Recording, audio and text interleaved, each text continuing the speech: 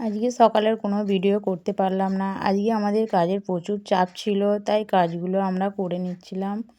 তারপর এখানে কাজ করতে করতেই খবর এলো যে আমাদের দেশ থেকে কুটুম আসছে, তাই আমি ঝটপট করে আমি আমার মেয়ে দুজনে কাজগুলো করে নিচ্ছি। তো আমাদের অনেকটাই কাজ ছিল আজকে, তার জন্য রান্না করতে পারলাম না। আজকে আমি এখানে করেছিলাম আলু ভাতে ভাত, আর কালকের কিছু অল্প তরকারি ছিল, সেগুলো দিয়েই আমরা কমপ্লিট করলাম লাঞ্চটা। তারপরে আবারও চলে গেলাম ছাদে। কাজগুলো করে এখানে আমি সব এক এক করে গুছিয়ে নিলাম। গুছিয়ে নেওয়ার পরে সন্ধে হয়ে এলো। আমার কালকে কিছু ছোলা ভিজানো ছিল, সেই ছোলা ভিজানোগুলোকে আমি এখানে একটু চানা বানিয়ে নিলাম।